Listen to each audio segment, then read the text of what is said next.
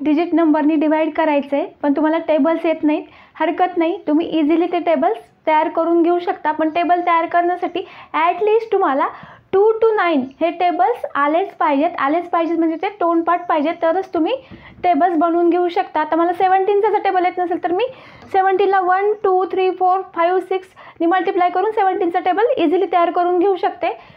मला 12चा टेबल येतो, मी 12चा टेबल लिहून घेतलेला आहे. आता इथे 6251ला 12नी मला डिवाइड करायचं आहे. तर आता 6251ला डिव्हिडंड म्हणायचं, 12ला डिवायझर म्हणायचं आणि हे डिव्हिजन करून जे आन्सर येईल ते वर येईल क्वोशंट आणि उरेल ते रिमाइंडर म्हणतो आपण त्याला. तर कसं डिवाइड करायचं ते बघूया आपण. तर एक डिव्हिजन करताना एक महत्त्वाचा रूल, इकडून इकडे डिव्हिजन करायचं आणि एक एक नंबरचं डिव्हिजन करत जायचं, म्हणजे आपलं डिव्हिजन कधीच चुकणार नाही. फर्स्ट नंबर घेऊया आपण 6. तर 6 हा नंबर 12पेक्षा स्मॉल आहे, आपल्याला डिवाइड नाही करता येत, म्हणून मी काय करणार, 0चा क्वोशंट देणार. डिव्हिजन करताना प्रत्येक नंबरच्या जागेवरी काही ना काही क्वोशंट दिला तर आपलं डिव्हिजन चुकणार नाही. ओके, प्रत्येक नंबर घेतला की वरी काही ना काही आपण क्वोशंट दिलाच पाहिजे. आता 6 हा नंबर मी डिवाइड करण्यासाठी घेतलेला आहे, त्याच्या जागी मी 0वरी क्वोशंट दिलेला आहे. ओके, आता 12 मल्टिप्लाय बाय 0 याच्यामधून सबट्रॅक्ट करायचं, 6मधून केलं, सेकंड नंबर खाली घेतला 2. ओके, आता 12च्या टेबलमध्ये 62 किंवा 62पेक्षा स्मॉल नंबर शोधायचा आहे. तर 12 5 60 आहे, 12 6ला जर घेतलं तर ते 72 येतं, त्याच्यामुळं 12 5 60. आता 12 5 60 याच्यामधून मायनस करायचं, 2 आला रिमाइंडर. आता मी थर्ड नंबर खाली घेतला 5. आता 12च्या टेबलमध्ये 25 किंवा 25पेक्षा स्मॉल नंबर आहे का, तर 12 2 24 आहे, ते घेतलं मी. आता 12 मल्टिप्लाय बाय 2चा 12 मल्टिप्लाय बाय 2 24 याच्यामधून सबट्रॅक्ट करायचं, 25मधून 1 आला रिमाइंडर. अगेन मी फोर्थ नंबर खाली घेतला 11. आता 1 खाली घेतलेला आहे 11 नंबर, पण हा 11 हा नंबर 12पेक्षा स्मॉल आहे. मग आता डिव्हिजन इथंच अशी सोडायची नाही आहे. मी मगाशीच काय सांगितलं, प्रत्येक नंबर खाली घेतला की त्याच्या जागेवरी काही ना काही आपल्याला क्वोशंट दिलाच पाहिजे. ठीक आहे, आता हा नंबर जर डिवायझरपेक्षा स्मॉल असेल, आपला क्वोशंट करण्यासाठीचा हा नंबर डिवायझरपेक्षा स्मॉल असेल तर काय करायचं, 0चा क्वोशंट द्यायचा. 0चा क्वोशंट दिला, 12 मल्टिप्लाय बाय 0 याच्यामधून सबट्रॅक्ट केलं. ठीक आहे, 11 आपला रिमाइंडर आला. तर आता इथे प्रत्येक वेळेस 6 मायनस 0 मला करायची गरज नाही, पण मला ती क्वोशंट द्यायची सवय लागते, त्याच्यामुळे मी प्रत्येक वेळेस इथं क्वोशंट देणार. ठीक आहे, आता इथे पण आता 11 मायनस 0 करायची गरज नाही आहे, डायरेक्ट 11 रिमाइंडर दिला तरी पण चालेल. पण हा जर 0 मला कुठं आधीमध्ये द्यावा लागला तर माझं एक्झाम्पल चुकू नये म्हणून मी -0 करायची सवय लावून घेतलेली आहे. आता आपलं ॲन्सर आलेला आहे, quotient is equal to 520 and remainder is equal to 11. आता हे आलेलं आहे ॲन्सर, आपलं करेक्ट आहे का नाही ते कसं चेक करायचं, तर त्यासाठी एक फॉर्म्युला आहे, quotient multiply by divisor. Quotient म्हणजे हा, multiply by divisor plus remainder is equal to काय येतं, डिव्हिडंट येतं. तर आपलं येतं का आपण चेक करूया. क्वोशंट किती आहे, 520 multiply by divisor 12 plus remainder 11. आता याचं ॲन्सर करूया, आधी मल्टिप्लिकेशन करून घेऊया. 12 मल्टिप्लाय बाय 0, 12 2 24, 2 कॅरी केला, 12 5 60, 62 आलं प्लस 11 किती येतं, त्याच्यामध्ये 11 ॲड करूया, 152 6251 is equal to our dividend. तर आपलं एक्झाम्पल करेक्ट आहे.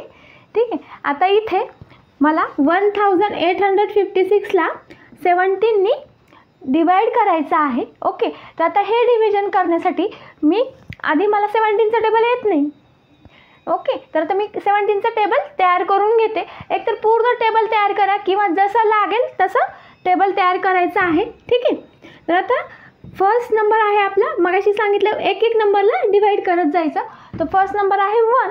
तर आता 1 हा नंबर 17पेक्षा स्मॉल आहे, त्याच्यामुळे मी इथं 0चा क्वोशंट दिला आणि 17 मल्टिप्लाय बाय 0 आलं, ते 1मधून सबट्रॅक्ट केलं, 1च आला रिमाइंडर. अगेन मी सेकंड नंबर खाली घेतलेला आहे, तो नंबर आला 18. तर 18 ह्या नंबरला 17नी डिवाइड करायचा. तर 17 1 17 असतं. ठीक आहे, 1चा कोशंट येईल. ठीक आहे, 17 1 याच्यामधून सबट्रॅक्ट करायचं.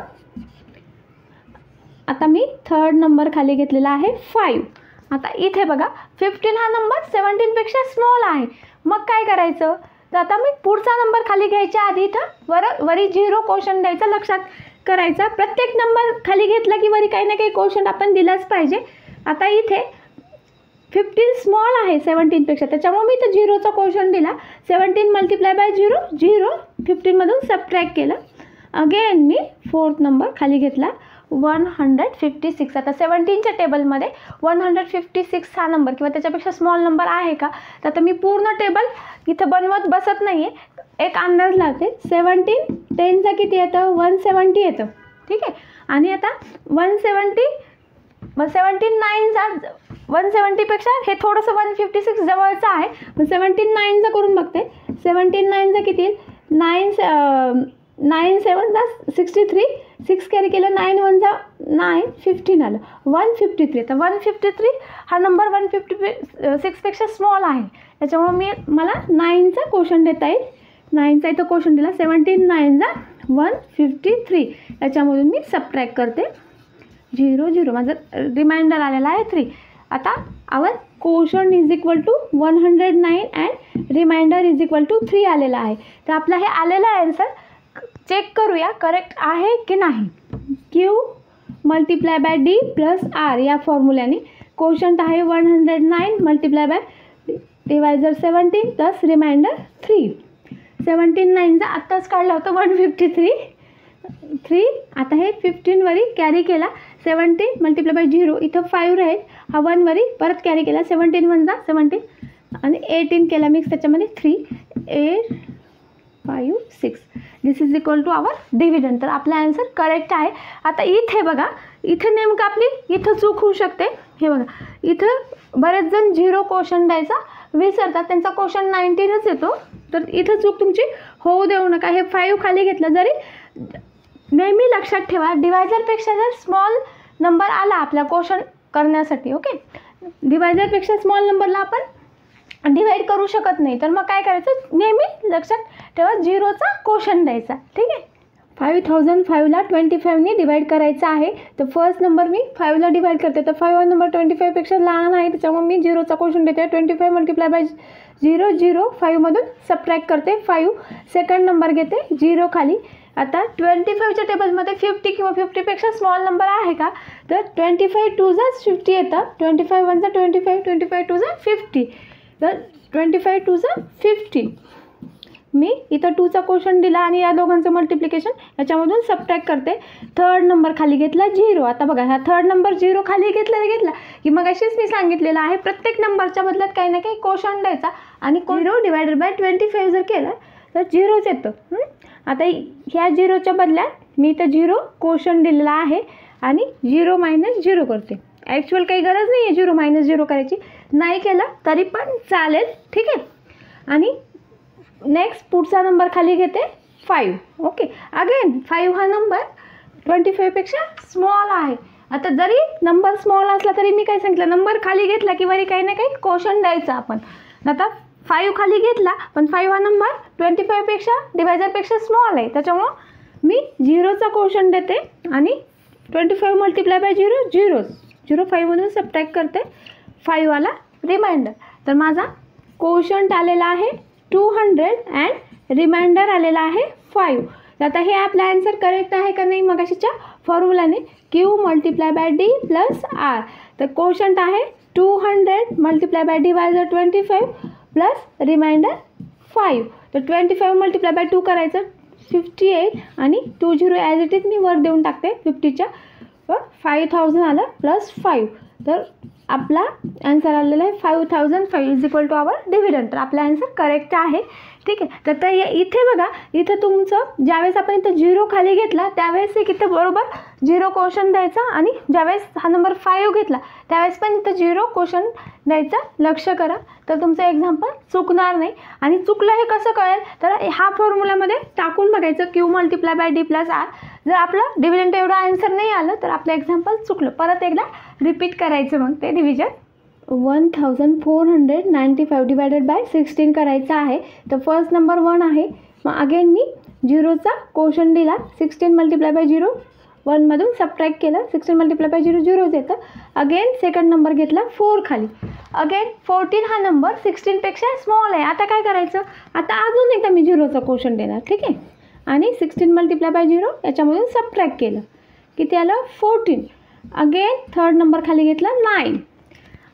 आता 16च्या टेबलमध्ये 149पेक्षा स्मॉल नंबर आहे का बघूया.